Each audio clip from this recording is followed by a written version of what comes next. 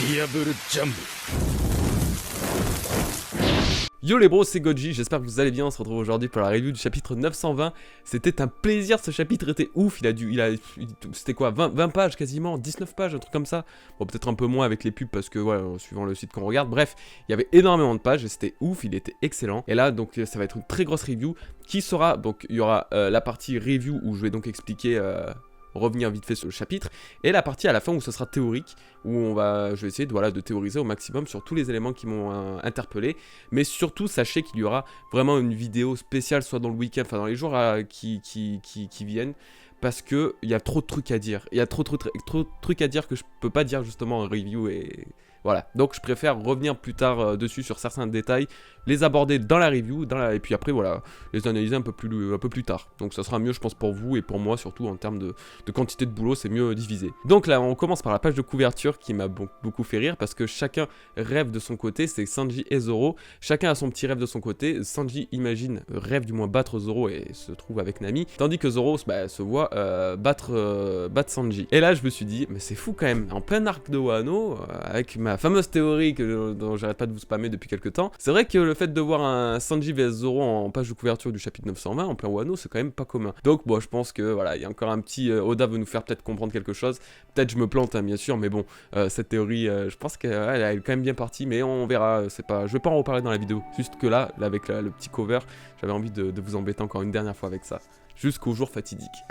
Le jour fatidique où je vais me tromper surtout. Alors ce chapitre est très long et intense et il nous explique en fait comment tout est arrivé à propos de Oden, l'histoire avec Momonosuke, les samouraïs de Kinemon, etc. Donc c'est très long, très intense, c'est une très longue histoire et on apprend beaucoup de choses très intéressantes.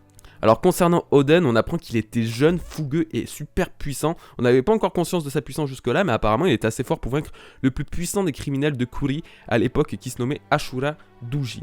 Tuji ou Duji, oui, je sais pas, un peu comme vous voulez. Moi et les prononciations de noms japonais, hein, vous avez bien vu que c'est catastrophique. Et gardez surtout bien ces noms en tête parce que j'y reviendrai du coup plus tard dans la vidéo. En battant ce gars, du coup Oden a remis en fait de l'ordre dans Kuri, de ce village, et du coup a été carrément nommé Daimyo de Kuri. Alors il faut savoir que Daimyo c'est un titre un peu on va dire de gouverneur, voilà, celui qui va gérer cette place. Et sachant qu'il avait que 20 ans, c'est quand même pas mal du tout, hein. Et là c'est très intéressant car il aurait créé des rivières, des quais, aurait connecté les villages et les villageois ensemble avec son fameux slogan, ou du moins sa phrase fétiche qui était que c'est trop étroit ici. Et là, gardez bien ça en tête pour plus tard, vraiment. On passe vite fait sur Zoro, cet enfoiré s'est encore perdu, on ne sait comment, le mec en plus arrive à rejeter la faute sur les autres, il était sur le Komainu, il a dû voir un truc ou je ne sais quoi, il a vraiment un problème, la distorsion temporelle elle est dans sa tête à Zoro, c'est pas possible autrement. Et le fait qu'il se perde tout le temps, je ne sais pas si ça n'a pas justement un rapport avec ses éventuelles origines d'Awano, et non ça part un petit peu loin peut-être, mais c'est pas si con, parce que le mec quand même, c'est vraiment le gros problème de ce personnage, et au final au début c'était un running gag, et là on se rend compte que c'est vraiment quand même problématique. Moi j'ai toujours pris ça à la rigolade, sauf que le mec quand même il arrive à être sur une monture, et il arrive à se perdre, qu'est-ce qu'il fait, à moins que ce soit la façon d'Oda de, comment dire... séparer l'équipage une nouvelle fois, et donc il n'avait pas trouvé d'autres idées, mais on va pas se le cacher, c'est quand même un peu daubé, hein. Mais du coup je pense qu'on va avoir une bonne partie de l'arc sans lui, du moins sans lui dans le groupe des Mogi, et il va faire sa vie tout seul, et là je pense que en termes de, comment dire, en termes d'histoire liée à Zoro, ça va être excellent. Je pense garder bien ça en tête, parce que là on va avoir des révélations sur Zoro, à partir du moment peut-être où il sera seul, et il y a peut-être des choses qu'il voudra pas dire aux autres, peut-être caché, un peu honteux ou quoi, je ne sais quoi. Mais ouais, là pour le coup, Zoro, je pense qu'il va être très mis en avant. Parce que vu comment ça se passe, ouais. On passe désormais sur un personnage que j'apprécie tout particulièrement, et c'est Inuarashi, ça fait très longtemps qu'on l'avait pas vu, ça me fait super plaisir. Et en fait, il nous explique un peu son passé, leur passé avec Nekomamushi, sur Wano, etc. Donc voilà, on le voit sur la plage de Kuri, et donc il nous explique un peu ça. Alors je ne sais pas depuis combien d'années ça date, je dirais peut-être une quarantaine d'années, mais en fait quand Nekomamushi et Inuarashi sont arrivés sur Wano, ils ne ressemblaient qu'à un chiot et à un chaton finalement, ils étaient vraiment jeunes, c'était vraiment drôle, et tout le monde était apeuré par le fait de voir un chien et un chat parler, c'était normal, sauf Oden, encore une fois. Et même Roger et Barbe Blanche étaient sous le charme de la personnalité de ce Oden. Et encore une fois, ça, c'est très révélateur. Ce chapitre est très révélateur vis-à-vis d'Oden. Il était considéré comme un héros, c'était un peu le salut d'un peuple. Et là, ça me conforte dans l'idée que les fameux Kuzuki, Lady, on y revient après.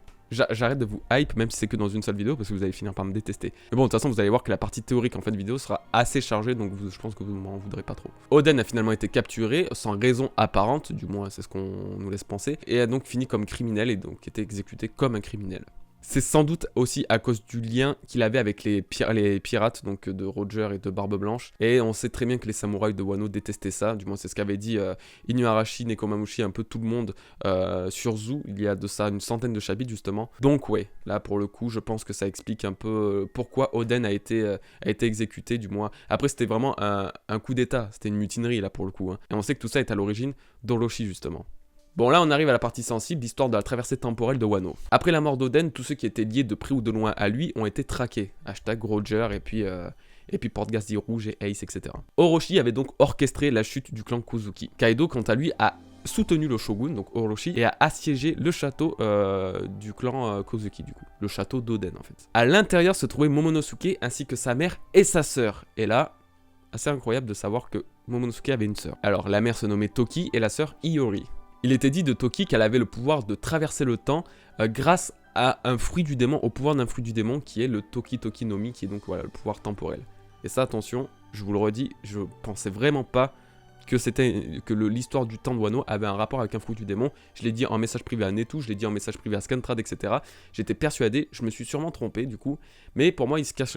Il y a encore un autre truc à propos de l'histoire temporelle de Wano, et je vais vous expliquer pourquoi. Et donc voilà, apparemment, Toki viendrait d'un passé très lointain. C'est de cette façon du coup que Toki a envoyé toutes les personnes présentes dans le château dans le futur pour accomplir la volonté d'Oden qui était de réouvrir les frontières de Wano Kuni et donc de le libérer du mal, quoi. Du coup, il se retrouve 20 ans plus tard sur Wano avec la situation qu'on connaît actuellement. Donc c'est comme ça que sont arrivés Kinemon, Okiku, Kanjuro, Reizo et Momonosuke sur Wano il y a quelques mois, et en fait c'était d'il y a 20 ans, etc. Enfin bref, toute l'histoire, tout le bordel temporel qu'on connaît de Wano actuellement. Ils partent à la recherche d'alliés pour donc mener leur guerre, pour finalement tomber sur Jibuemon, qui attendait justement la réalisation de la prophétie de Toki. Et il se trouve être l'un des 9 fourreaux rouges d'Oden, car il possède la fameuse marque de la lune sur la cheville, comme les autres. On en revient au passé, et là donc Kinemon expose son plan. Il faut, pour la guerre de Wano Kuni, même s'il veut essayer d'éviter de créer une guerre, il faut au moins 5000 membres, 5000 hommes, d'une force de 5000 personnes, pour donc combattre Orochi,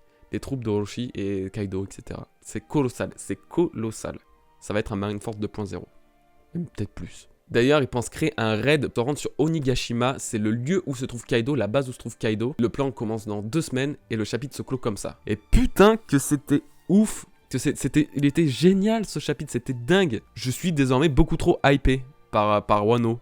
Et là, ça me fait du bien, c'est ce que j'attendais, voilà, d'être autant hypé de Wano que j'ai pu l'être ces derniers mois grâce à Rêverie et tout machin. Et là, c'est génial, je suis parfaitement dedans et je suis trop heureux.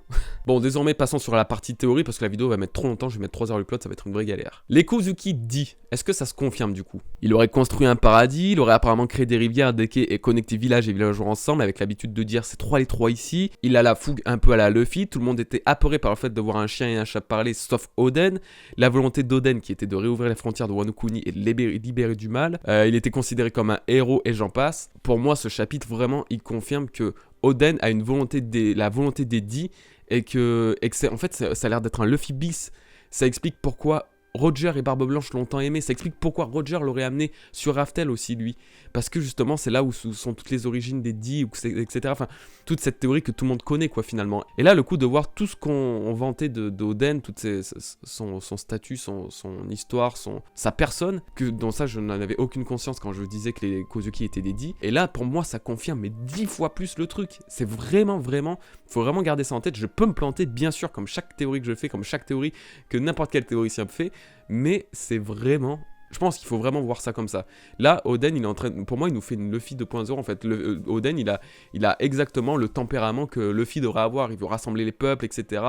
Il est vu comme un héros, il a une gentillesse incroyable. Je dis pas que tous les 10 sont comme ça, ou que, justement, Barbe Noire peut nous faire comprendre. Ou je dis pas que toutes les personnes qui sont comme ça sont des dits. Mais justement, ça va trop en lien avec ma théorie, et donc c'est vraiment compliqué pour moi de voir autre chose. Donc voilà, vraiment, je force un peu sur ça, mais n'oubliez pas, les Kozuki sont des dits. Voilà, je le dis ouvertement, j'en ai rien à foutre. Si vous avez quoi, vous avez un problème. Quoi, tu veux te battre? Le mec il s'excite trop.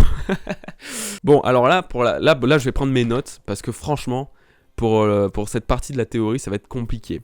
Alors il y a Shutenmaru et Ashura Doji, donc on a pu connaître dans les derniers scans de Wano. Shutenmaru c'est le voleur, et Ashura Doji c'est donc celui que Oden, un des plus puissants guerriers de machin, qu'Oden a donc battu, on en a parlé au début du chapitre, enfin bref. Ces personnages sont liés par Shutendoji et Ibaraki Doji, ce sont des démons Oni liés à la mythologie, à la légende japonaise. Ibaraki Doji était le plus important des servants, des serviteurs de Shutendoji. Ok, là c'est façon japonais là. Alors bon, du coup je suis désolé, j'ai aucun professionnalisme, j'ai mes notes, je suis en train de les lire, mais comme ça sera plus pratique pour vous et moi ça m'évite de faire 10 000 prises. Mais donc on peut lier ça à One Piece avec Shutenmaru et Ashura Doji, mais pas seulement, écoutez plutôt. Alors on parle des Ashura, c'est Nina qui m'a envoyé ça. Leurs représentations en relation avec le bouddhisme sont extrêmement rares et n'ont existé qu'au Japon, où ce terme a reçu le sens supplémentaire d'âme tourmentée. On parle encore d'âme et tout, tourmentée, etc. Bref, l'histoire des manifestations des démons. Il désigne de façon générique les esprits de ceux qui ont péri en proie aux désirs humains et aux passions illusoires.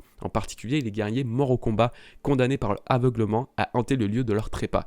Là, ce sont les Ashura, ce sont des guerriers morts, ils sont maudits, simplement. Voilà, c'est des âmes tourmentées, pardon. C'est surtout Ashura-O, roi des Ashura, qui est représenté. Il est le roi de la faim, ogre en perpétuelle colère, roi des querelleurs. Ogre en perpétuelle colère, ou la faim, etc. Ça a totalement un lien avec Shutenmaru et Ashura Doji dans One Piece, qui ont donc leur homonyme dans la mythologie japonaise, du moins, qui sont liés aux ogres. Voilà. Donc le destin de Ashura-O, le roi des Ashura, est de réunir les 6 étoiles nécessaires à la reconquête du trône usurpé par Taishoku Ten. Seul Ashura survivra car il possède l'épée de l'héritier du trône dans son propre corps. Et devinez quoi, un trésor national japonais est lié à cette légende et il s'agit d'une épée. Étonnamment. Donc on aurait un lien avec Shutenmaru, qui aurait un lien donc avec l'Ashura Doji de l'époque d'Oden. Donc ce voleur Shutenmaru aurait donc quelque chose en rapport avec une épée, et donc ça serait une épée très particulière, sûrement une épée maudite ou je ne sais quoi qui aurait été transmise de génération en génération ou je ne sais quoi. Enfin bref, pour le coup, là c'est la partie de la théorie où j'évite de trop en parler parce que je vais y revenir bientôt dessus. Donc voilà, Shutenmaru aurait un lien avec une épée exceptionnelle ou je ne sais quoi, et donc il aurait un lien avec les démons et avec Ashura. Et donc ça fait aussi un lien avec ce que Zoro peut faire avec les Ashura. Donc c'est confirmé à quasiment 100% que Zoro aura quelque chose en rapport avec les Ashura dans cet arc. Et que donc du coup on aura des révélations à ce propos. Et qu'il y aura sûrement peut-être un combat de démons, de malédiction, etc. Je sais pas. Alors du coup, je voulais aussi vous parler d'un truc. Les 3 calamités de Kaido ont peut-être été vues au moment où on voit Kaido parler quand on voit Kinemon parler du château d'Oden avec Kaido, etc. On voit 3 personnages dont on remarque qu'il y a Jack, l'une des calamités de Kaido, et on sait qu'il reste encore 2 calamités qu'on n'a pas vues. Et je pense que dans le fond, dans l'espèce de flou, on voit les 2 calamités. Le problème, c'est que, en fait, on n'est pas sûr. Voilà, c'est tout. C'est tout ce que je voulais dire. On sait jamais. Voilà, vous l'aurez entendu ici pour la première fois. Merci Goji, incroyable. Qu'est-ce que j'ai marqué aussi? Oui, alors il reste un samouraï que l'on n'a pas vu. Parce que dans le moment où on voit donc Toki, où on est dans le château d'Oden, on voit les vassaux de Oden, des Kozuki, à genoux devant Toki. On voit un samouraï qui n'est pas Oden, parce que du coup il est mort à ce moment-là, qui n'est pas Okiku, ou ni Reizu, ni Kinemon, ni Kanjuro, bref. Ce mec, on ne sait absolument pas qui c'est, sauf si c'est celui qui donc était présent avec Crocus, et ça pourrait expliquer beaucoup de choses, mais c'est pas possible parce que celui qui était présent avec Crocus, c'est sans doute Coppergaban. Bon, on va éviter de partir trop dans cette théorie. Mais du coup, voilà, il y a un personnage encore qu'on n'a pas vu, un samouraï qu'on n'a pas vu et qu'on va sans doute voir bientôt, mais c'est trop bizarre. C'est vraiment, vraiment trop bizarre. Alors là, je reprends mes notes, mon gars, parce que je te jure, ce que j'ai écrit, c'est la catastrophe, c'est l'hécatombe. Parce que justement, on va parler de Toki. Alors, moi, professionnalisme zéro, hein. Vous allez voir les autres youtubeurs si vous voulez, ils feront ça mieux que moi. Moi, je suis avec mes petites notes et tout, je suis tranquille, je suis en train d'essayer de mettre de l'ordre dans tout ça, n'est-ce pas? Alors, on va parler de Toki rapidement, parce qu'il y a Toki, il y a beaucoup de choses à dire. Elle serait donc liée avec le voyage dans le temps, etc. D'accord. Toki a dit qu'elle était... on disait de Toki, du moins, il y avait une rumeur qui disait qu'elle venait d'un passé très lointain. On sait très bien que c'est pas une rumeur, que c'est sans doute vrai. Elle a le pouvoir de voyager dans le futur. Elle a dit qu'elle avait traversé justement énormément de futurs, entre guillemets. Enfin bref, elle-même a quasiment confirmé qu'elle venait d'un passé très lointain. Et là, direct, ce qu'on pense, c'est quoi? Siècle oublié, bien sûr.